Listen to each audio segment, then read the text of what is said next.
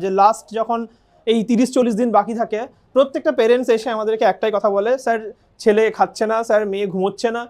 এইগুলো একটা common issue, এবং যে কারণে তোমাদের প্রিপারেশন এই সময় হ্যাম্পার হয়। Physical health issues and mental health issue, এবং তোমরা কনস্ট্যান্টলি এরকম হয় যে রাতের বেলায় তোমরা ঘুমোচ্ছ না, এবং এই যে রাতের বেলায় না ঘুমোনো, সেই জিনিসটাকেই আমরা ইনসমনিয়া বলি। যে 12টা, 12:30 বা 1:30, 1টা, এরকম একটা পার্টিকুলার টাইম থাকবে যে সময় তোমার কিন্তু ঘুম আসবে একবারের জন্য।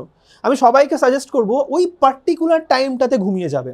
তো আমি সবাইকে একটাই জিনিস সাজেস্ট করব, যে প্রপার যে স্টিম ইনহেলেশন টেকনিক, যে কী করে স্টিম নেওয়া হয় এবং স্টিম কীভাবে নিলে প্রপার হচ্ছে যে এয়ারওয়েগুলো থাকবে, সেই এয়ারওয়েগুলো হচ্ছে যে প্রপারলি এরেটেড থাকবে, সেইটা কিন্তু খেয়াল রাখতে হবে এবং সেটা শিখতে হবে।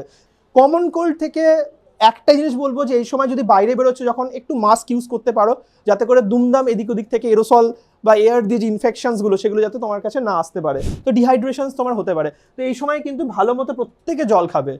নেক্সট হচ্ছে অ্যাসিডিটি। এটার মেন কারণটা হচ্ছে ইনসোমনিয়ার সাথে অনেক সময় কানেক্টেড থাকে, যে রাতে যখন আমরা জাগি তখন কি হয়, যে আমাদের কিন্তু চান্সেস অফ গ্যাস্ট্রাইটিস, সবসময় রাতের বেলায় হচ্ছে একটা ভমিটিং ফিল আসছে রাতে যখন জেগে আছো, ওটাকে GERD বলে, ঠিক আছে? ঠিক মানে একটা ওয়াক একটা ফিল আসছে। তো এটাও কিন্তু অনেকটাই হচ্ছে connected with the insomnia. Headache, যেটা হচ্ছে সকালবেলায় সারা সকাল তোমার মাথা ব্যথা করছে, কারণ আগের দিন রাত জেগেছো বলে। এছাড়াও হেডেক তোমার সাইনোসাইটিস থেকে হেডেক হতে পারে, কমন কোল্ড হয়েছে বলে হেডেক হতে পারে, সেটাও হতে পারে। গ্যাস্ট্রাইটিস থেকেও ইনফ্যাক্ট অনেক সময় হেডেক হতেই পারে। মেন্টাল হেলথ ইস্যু সব থেকে বড় হচ্ছে অ্যাংজাইটি। এটা একটা সববার এখন অ্যাংজাইটি থাকবে। আর একটা কথা যেটা আমি বলবো, ওভার থিঙ্কিং এই সময় অনেকেরই আসবে। ডিস্ট্রাকশনস, যেটা তোমাকে প্রোক্রাস্টিনেশনস আমরা বলি না, রেজাল্ট কেমন হচ্ছে না হচ্ছে, এগুলো নিয়ে আমি অনেকবার কথা বলেছি।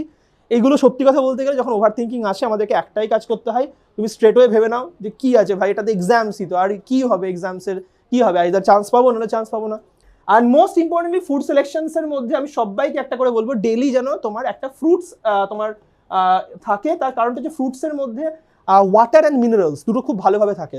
আর একটা কথা বলবো, যদি দেখা যায় যাদের গ্যাস্ট্রাইটিস হচ্ছে, তারা 7 দিন 7 days টানা প্যান40 বলে যে ওষুধটা কিনতে পাওয়া যায়, 7 দিন টানা প্যান40টা মানে খাও। গ্যাস্ট্রাইটিসের গ্যাস্ট্রাইটিস বা যাদের GERD সমস্যা রয়েছে, যেটাকে বললাম না একটু আগে, যে অনেক রাতের বেলায়, মানে অনেক সময় দিনের বেলায় মাঝে মাঝেই ওয়াক আসছে, ঠিক আছে, সেই প্রবলেমটা কিন্তু মিটে যাবে।